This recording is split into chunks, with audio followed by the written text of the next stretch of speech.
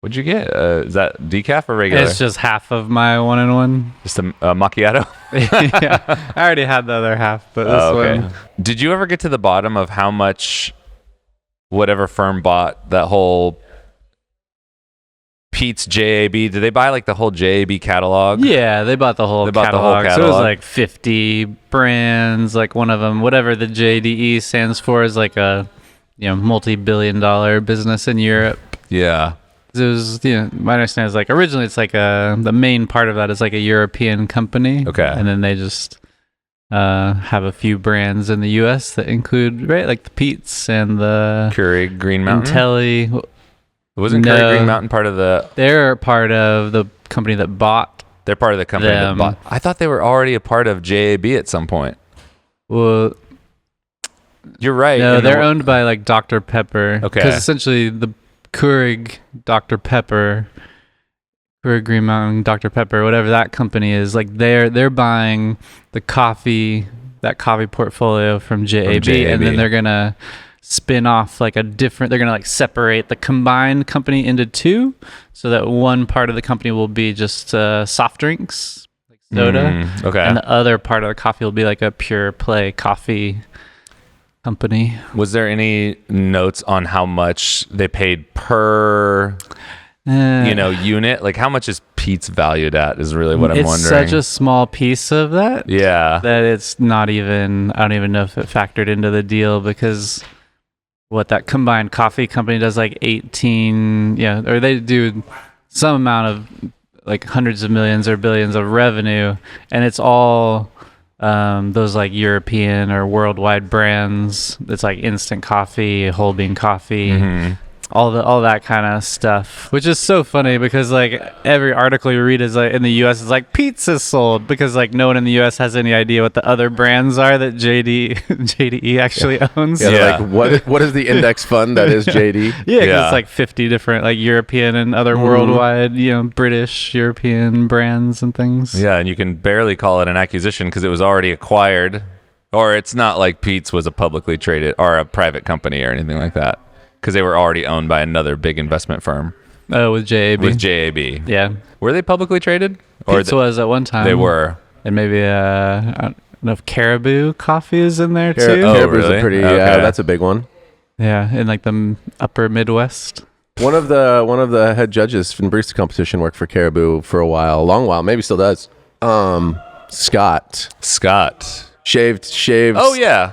He's kind of ripped. He'd always working out, dude. Yeah, I like Scott. Shaved sides and kind of had this long ponytail back, long hair in the top. He was one of the head judges, but he always worked for Caribou. Yeah, that guy was awesome. And I wonder what he's doing. I know. I mean, maybe he stayed with them. Yeah, they got a bunch of cafes and they still do their thing. I was wondering about that. I caught a workout with him at the Standard downtown LA during barista competition. They had a little gym, and he was just in there getting it because he always looked pretty jacked. Yeah, I think they were the ones who got Chick-fil-A. Oh yeah, coffee. Yeah, they got their coffee in Chick-fil-A. Yeah, you're thinking about more conglomerates buying other conglomerates. Caribou Coffee bought buys Chick-fil-A. You just have such a good memory of small things. You're like, that was the guy who was always eating Chick-fil-A. That'd be amazing. That wouldn't be surprising. Yeah, dude, it's like one of my idiosyncrasies. Is like, back in all those 79. Back in 79. I wasn't alive yet, but I do remember he loved his Chick-fil-A. He was pounding Chick-fil-A. I remember thinking, like, what is this company? I've never heard of them, but they're in Chick-fil-A, and one of the head judges, and he wasn't just like one of the head judges, he was like one of the most revered head judges that was in, like, he would do all the competitions. I think he was on the World Barista circuit as well. Like, he was one of the ones. Yeah. And so Scott, jeez. Wasn't Dan working at Caribou at the time they set up the Dan Streetman? Was he in there some way, shape, or form? I don't have a recollection of him specifically there because I have whatever reason, but I think my times with Dan were later in connection. Mm-hmm.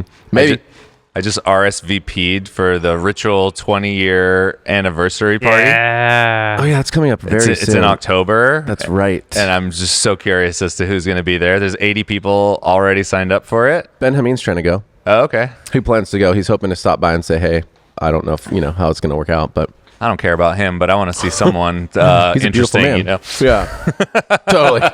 Something more influential, and especially coffee and green. Nostalgic. I didn't meet him until later. Yeah. Oh yeah, totally.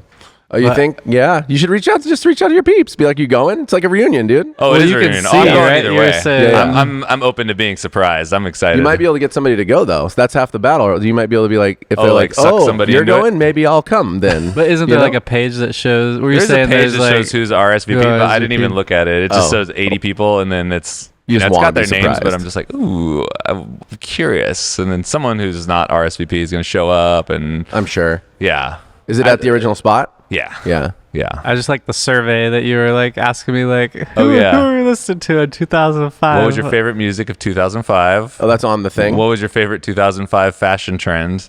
Oh, they're probably going to do a callback. And then what was the third question? Oh, what era of ritual did you like work at? yeah. What was your time? What was your timeline? Where do you fit in the timeline? Yeah. Right there, dude. Right there. Right in the beginning of the beginning, the middle of the beginning. Genesis, just right after God created the heavens and the earth. Yeah. I was right there, dude. Yeah, I wonder if Gabe and all those people, I'm sure a lot will show up. I hope so. Yeah. I'm curious Everybody about. lives far away from there now. It There's seems a lot like. of people who are on the East Coast, like Drew's on the East Coast. Right. It'd be cool to Gabe's see him over there. Yeah, Ryan Brown's in Portland area somewhere. I don't know where he is. Last I heard, he was up there somewhere. And then, yeah, there's a lot of people who are just out there. Yeah. If I was out of town, Kaminsky will probably go. I would fly out for it. I feel like, Yeah. you know, Make a weekend out of it. we're all old. We got enough cash to buy a little plane ticket. Yeah, stay the night. Day the night. Yeah, dude, go stay at the Petite Auberge. I'll shout it out. I've stayed there twice now. It's a great place. At where? Petite Auberge. It's like very boutique-y, but not expensive, and like old school French. Is that the and- one that we met you at one time? Yeah. Yeah. Yeah. I stayed there just recently with Rachel. It was fun. They have their nicer versions like 2 doors down, and I think it's called like the White Widow or the White Unicorn. It's their like sister company Oh, okay. hotel, but they're like four doors away from each other. Nice. It's very French and old school feeling and kind Yeah. of fun. Feels like a bed and breakfast kind of vibe Yeah. or something like that. Yeah. Anyways, that's like unsolicited. Just a lot of ennui around. A lot of ennui. A little, definitely a lot What do of you that want kind for of breakfast? vibe. Yeah. Ennui. Ennui. Ennui. What kind of coffee do you like? Ennui. Hey, Bella Notte, you guys, am I right? Bella Notte. What's the Bella hot topic Notte. today, everybody? Do we have a hot topic? That's a really good question. Is getting your ears and tongues pierced at a hot topic and wearing dark clothes? I think I might quit and start working at the Hot Topic. Yeah. Great, man. I heard You they could need be- a whole new retail vision. You're gonna give them a real hard left turn. I'm like, look, you guys are idiots. Like you're gonna get rid of all this black, and they're gonna be like, wait a sec, whole company doesn't work. I'm all pink and blue are kind of nice right Pink, now. pink stays. I think they got pink. Pink and Yeah, black's pink on the makes hot. Yeah, sense. they're Pink good. was there. like kind of weird rocker for Yeah, a while. Exactly. Dude, ridiculous. Absolutely ridiculous. Yeah. What are we working on? I mean, we have a lot of irons in the fire.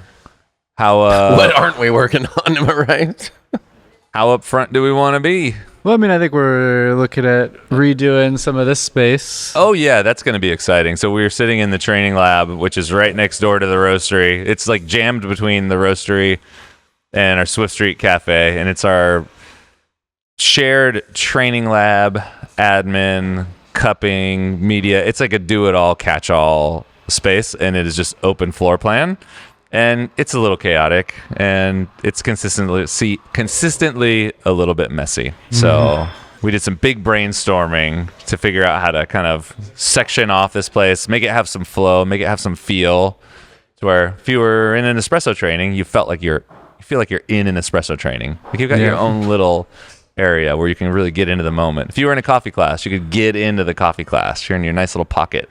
I'm excited for us to feel like we're finishing the space with some intention too. I mean, we did what we had to do. We got into a place, we made it nice with what we had at the time, and then we sat on it for a minute. But I'm excited, man. We're going to have an ability to organize this space with intention. And right now it's a big rectangle with everything. And there's some tables and, some corner, what do we call it? Cabinetry that is almost finished, but it made it work for what it is. It's just going to look nice. And there's so much there's psychology to a place looking organized and clean and put together, regardless of anything. It's like subconscious. And so you can walk into a place and you're automatically going to feel good. And I appreciate that. Yeah. Yeah. And it's like, how do you balance it? Because I'm a big proponent of like an open floor plan, just in terms of facilitating communication, like reducing bottlenecks in workflow, in creating like a lively environment. But it's also, how do you then, like you're saying, create separate, distinct areas where people can focus into what they're working on? That was my favorite part of the conversation when Jared's all, we're going to have a wall here. Chuck's like, no wall. Just hard no wall. It's going to be a hard no. I was like, it's going to be a different kind of wall than you think, I promise. It's just a little pony wall. It's not a Trump wall. It's a different wall. Okay, I'm not trying to keep everyone out. Just a nice, 3.5, 4 footer. Yeah. 3 footer. Call it a pony. It's a pony. It's a pony. It's an opportunity for us. It's a cute little pony wall. Yeah, and build some cubbies for us to put some stuff in, and all of a sudden, boom, can't even see stuff no more. I'm really excited about the cubbies. I like very inspired by elementary school. Hang up your backpack, put your shoes in the little upper decker, and then just whoo. Yeah. Don't teach the kids about upper deckers. That's upper tanker, dude. Oh, what? I've never heard an upper tanker. That's good. Wait, upper tanker? I've only heard upper decker, but maybe I'm too NorCal. I think it's either one. Yeah, upper decker. Yeah. Where you poop in the top. Different language. Different lingo for different areas. Yeah. Dirty water for days, dude. I don't know why I can't clip this thing clean. It's never going to work out. I scrubbed the whole thing. Oh, good. Gross. Just doesn't work. No gloves. Yeah, I'm excited about that. That's a simple one. I mean, it's an important simple one. We're plussing the show. I think that's an important an important concept that I think a lot of companies don't do. They build a place, and then it kind of just slowly but surely, ages, and it's an understandable challenge because you need to kind of plan. You need to plan ahead to plus the show and put money aside. Plussing the show, the concept is that you are able to consistently make something better at your space. And I make it broad, meaning you could do a lot of things. It could be making sure you touch up paint.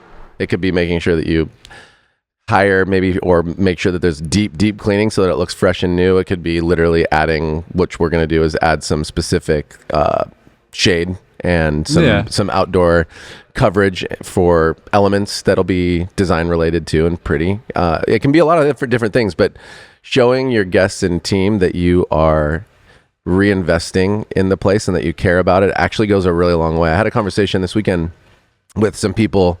I met them at the pool party. Our friend Trevor, he's a DJ, and it's literally sounds bigger when I say a pool party than this.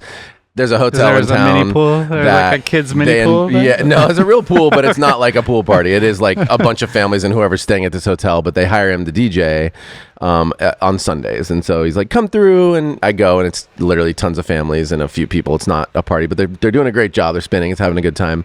And I meet a couple people who work in tech that are, adjacent friends. And they at first were like, when I'm at a bunch of tattoos, so they were checking out my tattoos. And they're, so what do you do? And I was like, I'm one of the owners of Cat and Cloud. And they're like, oh man, you guys do an awesome job. And talking about how we're nice, how we're clean, and how the coffee's good. Those are the three things they noticed. But they're like, the cleanliness for us is a big thing. And then they were talking about expense and wanting more restaurants in our town and food. And we got into that conversation we've had here many a time, which is the challenge is everybody wants these things, but then the costs are going up and it's expensive and you want to pay people enough to keep them around.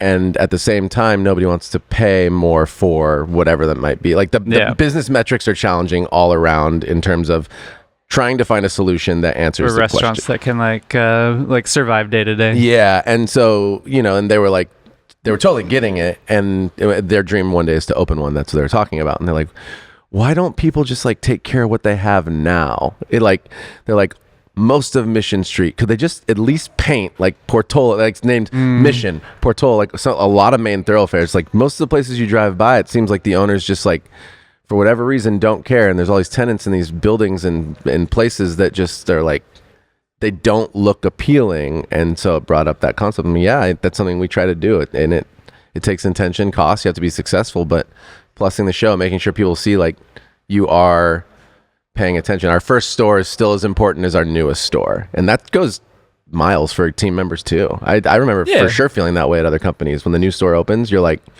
well, we're not cool anymore. That's cool over there, So let alone that, it just shows everybody that you're still engaged and you're still an active company, as well as obviously it looks nicer. Yeah, and just always thinking I don't know, as ownership or leadership of a place is like, yeah, how can we improve the guest experience? How can we improve the team experience? Yeah. Right. You talk about the shade, right? That's definitely like a guest improvement to like the guest experience. Thinking about and talk about the environment in here where teams working. It's like, that's how can we improve the team environment? Yeah. So again, it's like, I think those are just valuable things to always be thinking about. I think there's a lot of connection to it that people might not see too. And I think that part, I mean, it's even like we say that, yes, the outdoor shading in a lot of ways is mostly for the guests, which is totally true, right? At the same time, though, the lack of stress, or actually the stress reduction of our team not feeling like the cafe is so crammed because people are trying to wait outside of the elements when it rains, and they don't feel... We're hustlers anyway. Like, we are known for doing a pretty good job at speed of service comparatively to other places. But when you don't feel that so much right up in your face, and you feel like, okay, my guests are taken care of and they're a little more cozy and comfortable in this moment, then you as a team are not feeling all of that, like, the pressure is there regardless, right? But then when it's right in your face, you feel it so much more, and it compounds. So I think there's a lot to this stuff that a lot of people might not recognize is really valuable, and I love that stuff. It's neat because our teams feel happier, I think, and it's like it's an tangible thing. Like, you see it on the other side of it, but you don't think about that being part of the gig when you genuinely think, oh, let's build something that's just for our guests. They're gonna, like, whatever, not be in the rain. But then there's that whole other side to it, and I like tipping those dominoes. I still want to figure out how to paint our tiles and stuff that we can't do, the ones that are on the ground and things that just, like, we open with the old school, like, McDonald's fast food tiles. I'm like, how can we turn those into a different color? And we can, but it's that's like a whole different world and Which job. tiles are you talking about? The ones like on the floor at Portola or in the bathroom at Portola. They're like still like they like remind me of old. I'm not hating. It sounds like I'm hating, but they remind me of the old school Taco Bell ones because they kind of are. They're like the classic food service, which made sense. We had a budget for whatever, and they're the colors that you get for that. But I was looking up the other day. I was like, can you change the color? And they're like, you can. You have to, like, scrub them out, and then you paint them with a specific kind of food grade paint, and you can make them whatever you want. Yeah. Oh, behind the bar is what you mean. Behind the bar and the bathroom. Yeah, they're the same. Like, they're fine. They're brown. Like, a lot of people wouldn't see it, but they also, well, they are. They're just like a different color than the rest of the energy of our company. Yeah. And that happens everywhere. Again, this is just me getting into details that one actually doesn't matter, with the exception of, oh, that looks pretty, you know? Yeah, it's interesting. I mean, there's a couple things, because one I think is the difference. But what do you think the life cycle of a cafe is? You mean like before you have to go in and do a full remodel? Because if you get 10 years out of something, that's a long time. Yeah, I'd say probably full remodels, and it is hard for me to make a claim on it, because I think that's just like dreaming big. It's like, if I could, we'd do a full remodel every 5 years, but that really is expensive. I think you got to piecemeal it. That's, I think, why Plus the Show makes sense. It's like, do something consistently, but I'd say you probably should do like a repaint every year to 2, touch up paint probably less than that. And you're probably tables and chairs every 3 to 5 years. You'd like to. We or haven't, at least refinishing them. Refinishing them is be cool. I mean, cafes just have a hard life. Yeah, I mean, they just get like heavy beat touch to hell. Yeah, they're really active places. Yeah. People aren't super gentle with them, which is kids, fine. Kids, yeah, all kinds of stuff running around there. It's a big expense. Super challenging. Yeah, I get why people ignore it. Well, I mean, it's overwhelming too, because I think the other part is you go into building something with the budget that you have, right? And then you build something that looks really nice, but a lot of the times you don't have the full budget or the time, sometimes the experience to be like, okay, did we pick the material that's going to stay as pretty as it can be for the longest time, right? So it's like, we have even like concepts around this table. It's like, this table's pretty when you first get it and simple, whether we love this one or not. It's by the way, it's a pretty standard plywood table, right? But it's like in a cafe, this is torn to shit in like 3 weeks. I'm aggressive on that, but call it 6 months, right? And then that's like, man, I spent all this money. I actually haven't recouped all that and set it aside and like planned to budget to fix that. And now it's like, what do I do? And I can't close. You know, you like I can feel the compounding stress of stuff like that. So I think that happens a lot. Some of our stuff at Portola is just like it was epic and pretty, and we made it work. And then it's like as high a level as it can be with the money that we had, right? And then it's just stuff that's not necessarily built to last, is built pretty good actually, but not to last. You know, so you do end up having to refinish, and I think that can be challenging for people. Because their whole thing just falls apart. And like, damn, all that, and I'm trying to build another one to make money. And well, it can be challenging because business is challenging. It can be challenging because they're probably barely clearing. A lot of people aren't right stuffing a ton of money to the bottom line, especially in businesses like ours. Not super high margin business. If you're running a retail coffee shop, there's just not a lot of money left over, and then you have to figure out what you're going to do with it. And there's a lot of things you could do with it. And you probably never have enough to do all the things that you want. You're like, cool, I could pay my employees more. I could spruce up the space. I could X. Right. I'd like to take a little more money for myself. Like, what are we going to do? Equipment's a whole other thing too, right? It's like if you have a maintenance or something catastrophic. We were just talking about that. We were getting coffee at that other joint, and we're like, I wonder how those machines are holding up. They've been like 10, 15 years in there, you know? Yeah, things need love all the time.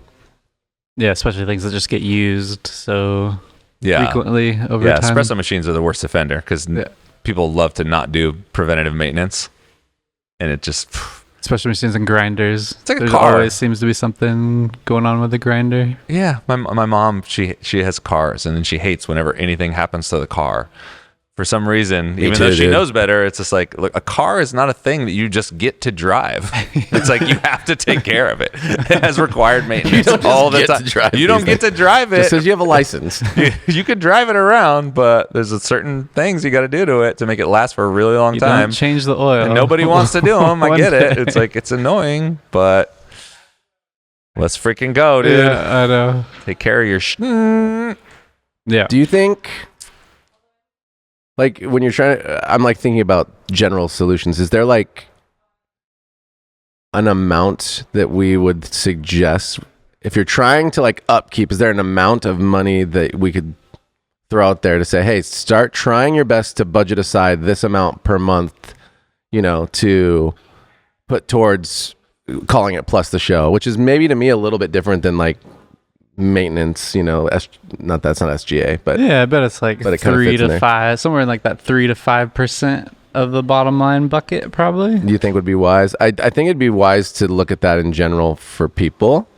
I don't think it's a line item that people consider when they're opening their businesses. Yeah, because we've got the line item that is like repairs and maintenance. If I'm just looking across kind of like all the cafes and just thinking of like a reasonable estimate, it's probably something around there. And you're saying that's so 3 to 5% of, you know, our number is not going to be the same as everybody's number. So that I think is part of what's interesting to just not even, it's not even a hole to poke or anything. It's just 3 to 5% of 500 versus 5,000, right?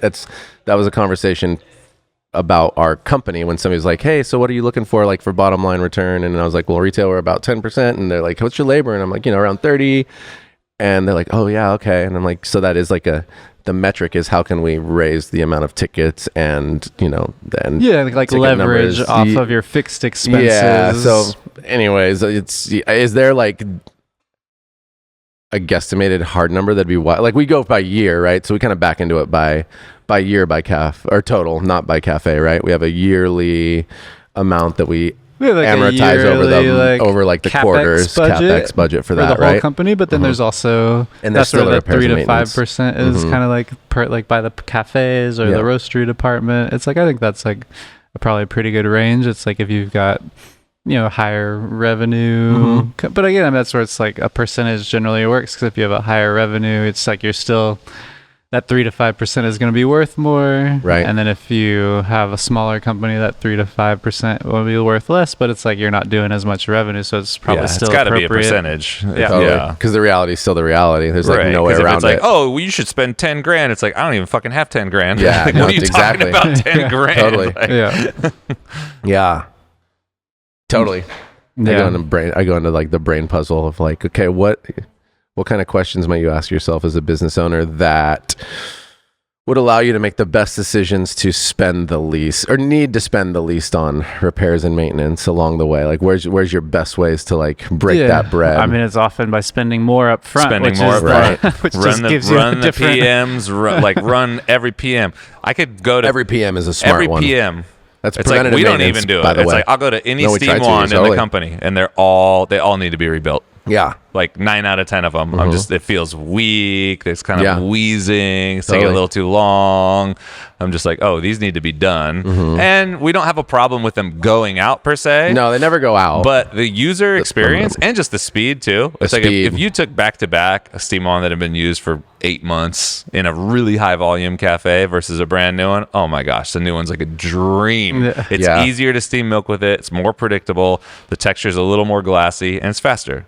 Way faster. Like you can't lose, and it's not hard to do, but it is something that we have to log and do it. And Yeah, you there's have a system for it. right, Takes and there's a time and million things attention. like that. So I think one of the things that happens is maintenance for most things at a cafe is disconnected from the day-to-day operations of the cafe. Right. You know, the people who are working on the espresso machine aren't the one who are doing the preventative maintenance on the espresso machine. It shouldn't be there. Same to with the do grind. that, Well, right? I mean, maybe.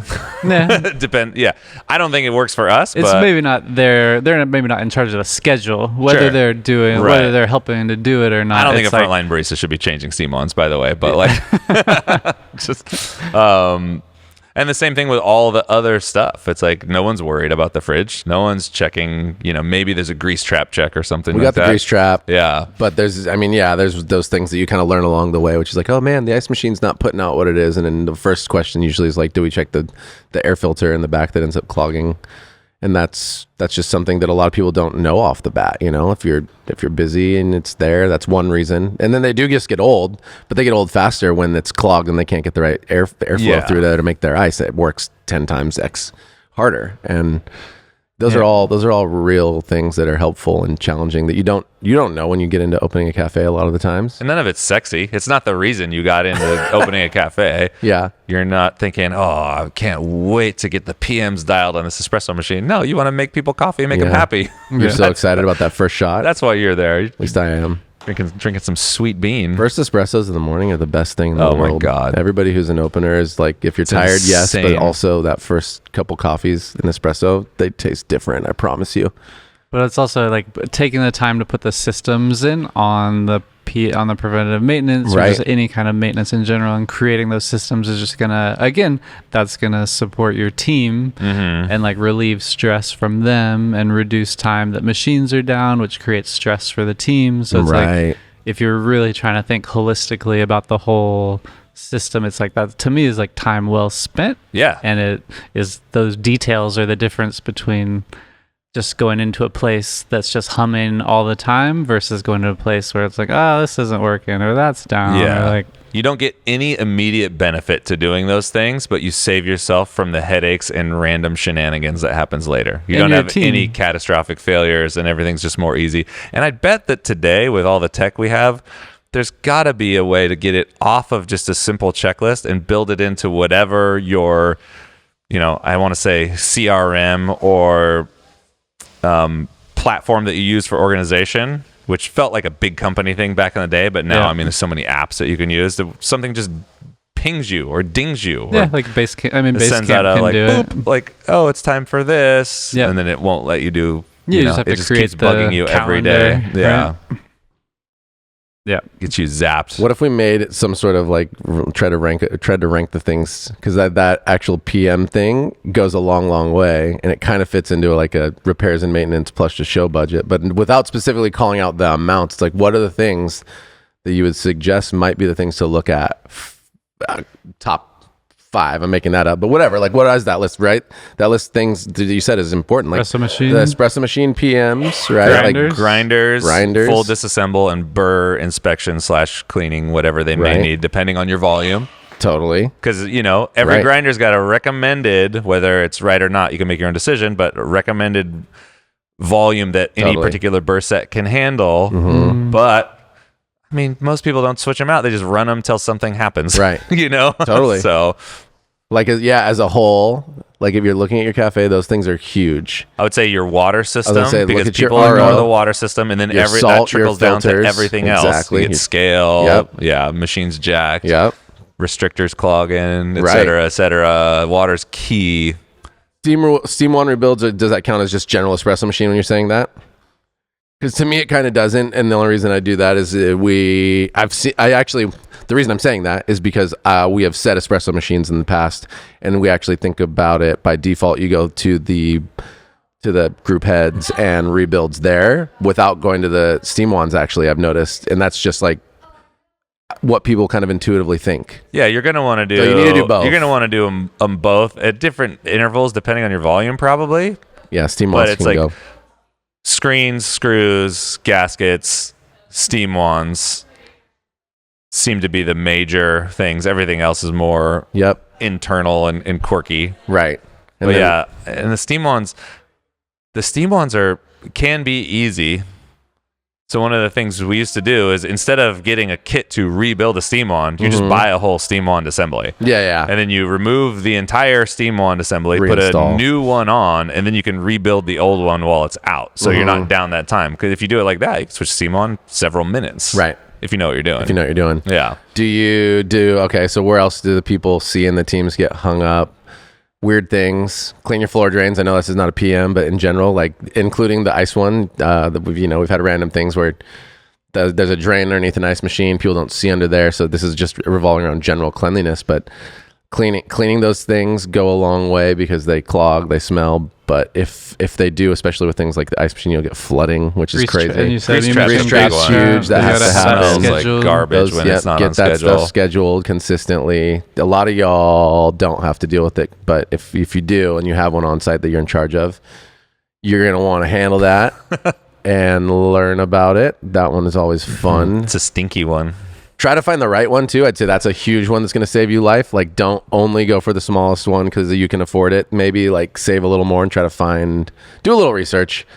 Put it outside the Put cafe it as far as if possible. Yep, away from anything and underground if possible too. Yep. Man, what else we got? I mean, and then after that, I do think like the next, aside from just keeping it clean, I think touching up paint is probably the next thing across the board, and lighting and light bulbs. Or and then like the what is it? Kind of where the wall meets the floor on the bottom. The baseboards for is sure. always Yeah, a thing, baseboards. right? Underneath your spaces, like the low spaces where people are kicking walls and Yeah, I always and notice leaning. that. That's super real and super challenging. Don't get me wrong. Like you can look at. I'm so proud that people talk about our cafe specifically about being clean, but it's still even like people lean on those things all the time, and there's only so much work that the team can do, and so you have to really like focus on specific things. And our team does such an amazing job. So if you're listening, this is in no way a call out to all of our teams, by the way.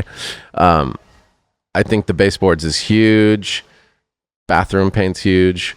I think just it's challenging. bathroom cleanliness Bathroom overall. cleanliness is one of the main ones. I think what's actually kind of a hard one to deal with across the board is like people graffitiing up your space in all the different kind of ways that they do.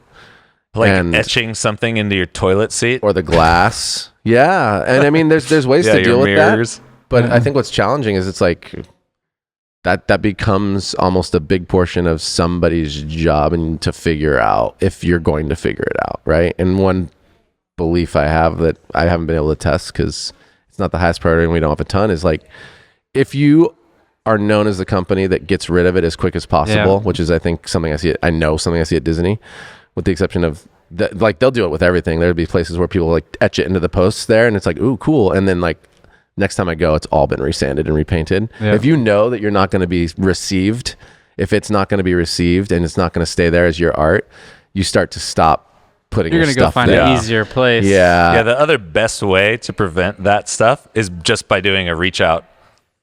What do you mean? Like simple, our 2-step rule when you come in. Yeah, like yeah. everybody who comes in the cafe gets greeted right away. Yeah, for sure. Hey, welcome in. What's up, Totally. guys? Yo, welcome to the spot. People who are doing that stuff do not want attention. Yeah, they don't. Yeah. It's like when we saw that guy steal the cold brew yesterday. That was amazing. From the other coffee shop. He just walks in. Nobody saw him. Nobody said anything to him. Nobody acknowledged him. Yeah. And he just went Cigar right over to the in cold one case, hand. scooped some cold brew. It was so like awesome. looked around for a second and left. Just If- slowly if- walked out. If someone would have seen him right when he walked through the door was and awesome. said, "Hey, what's up, man? Welcome. Yeah. Line's over there. We'll be right with you." No way he would have stole that I think shit. my favorite part is that he just stole it from directly in front of the register, farther away than I am to you. 100%. 2 to 3 feet. Couple feet.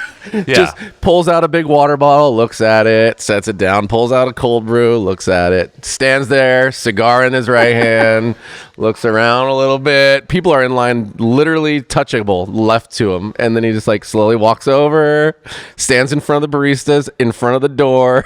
And just goes right on. I saw him like nod his head and just turn around and walk out just the door. left. Yeah. I was like, no way he's doing that if someone's like, "Hey, man, No thanks way. for coming in." Hell no. No It was chance. so funny. Reach out is crazy. I It told solves the all baristas. kinds of problems. I know you really wanted to go hold his bike. Oh yeah, he has a bike outside, and I wanted to walk out and just be like, trade you back for his bike, but it wasn't my place, and Yeah. so I just told him, I was like, heads up on that guy. Yeah. Stealing Heads is up. a If he comes in crime. again, he stole from you, he's going to do it again. You just say hi to him or something. Yeah, and dude. they're like, oh my gosh, that's crazy. I was wondering what he was doing. I was like, if you're wondering, ask. You're in charge. It's literally your job to say hi.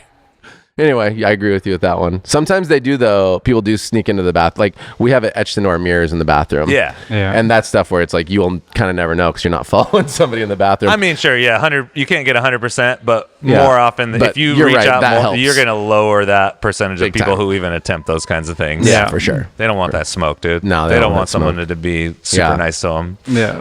They're just like, I guess "Mother-" you could also build spots that make it harder to do. Like the only other spot that I see us kind of get consistently tagged is in one of our bathrooms. There's like an L spot where it kind of goes back and there's lockers and there's a space. And so in between there, Oh, they yeah. like tag up. They're like, ooh, this is my spot. 'Cause We it's could just like put a camera in the bathroom. Yeah, and dude, they it's will classic, watch you guys. all the time. Do not tag. I've heard of some. Yeah, Everything else is fine. Do not tag. You're being watched, but I promise not in the wrong way. Yeah, not gonna work out, guys. Not gonna be in business no mo. We won't have that. Yeah. No, we that's, don't. have not that. a thing. That's not a thing. That's not a thing. It's not a thing. It's a joke, guys. All right? was Just calm upset. down, everybody. Just calm down. Yeah, after that, it's lighting to me, and then trying to make sure that you have organization and cleanliness, which My biggest pet peeve, which is not really a maintenance thing, but just a cleanliness thing. Motherfuckers to clean the back of your espresso machine. They're all dirty everywhere. What's going on? What in the fuck is happening? that's what here? you can talk about at your It ritual. is the most important piece of equipment in your cafe, and it's dirty. Yeah. Why is it dirty? And then you wiped it off with a really wet rag, and just there's spots all over it, It's a water schmear. spots. Like, what are you doing? Buff that thing, dude. It needs to shine. Buff that thing. Nothing says I don't give a shit about what I'm doing more than a dirty espresso machine. I don't even care, dude. Clean the damn espresso machine, please. The back, the sides, the top. Dude, if you give me a cup, dirty ring around the rim where my lip is going to go, it's just brown, pull an espresso into it and act like it's not dirty. It's Come called on. season, dude. It's like a And steel. it's like, oh, we clean the cups. Here's a fucking What's it? whiz kid thing. Cast iron. You don't have to clean the cups if the top of the espresso machine is clean. They don't get dirty. ever. I Just know. rinse them with water. I know. I The know. I know that cafes get dusty. I get it. It's a job to keep the top of the espresso machine clean. Yeah. But hey, you can do it. I You can believe in do you. it. I Put believe your in you back so into it. hard. And then Hey, fun- if it is dirty, let's not rinse that cup off in the pitcher rinser where you rinsed all the milk off. That's fucking disgusting. There's oat milk in there. There's cow's milk in there. And then you're going to rinse the espresso cup off in that. Now I've got some milk remnants on my espresso. What in God's name is happening here? Let's just... I don't know where are you Take a getting deep breath. where are you getting coffee from these days? The transgressions are everywhere. It's an epidemic. He's like, I travel the world. I travel the world visiting many espresso The bars. gas station espresso bars. Well, that was a good rant just Yeah. then. It threw I me liked off the it. scent. That's probably the good place to wrap That's it. a great place to wrap. Best of luck out there. Keep your shit clean. Hey everyone, that's the podcast for the week. Thanks so much for listening. If you heard something that inspired you, or if you heard something that gave you more questions than answers, send us an email to podcast@catandcloud.com. And if you're looking to know more about us, then head to our website at catandcloud.com, where you can find everything we have to offer. A great place to start would be The Answer, our house coffee that's right for any occasion. Or the Best Friends Blend, a coffee that tastes just as good as the good it does by donating $1 per pound back to our partnering producers. Also, if you're feeling extra friendly, connect with us in the usual places, like YouTube, Instagram, pretty much everywhere that's hip. All right, that's it. Thanks for being awesome, everyone, and we'll be back next week.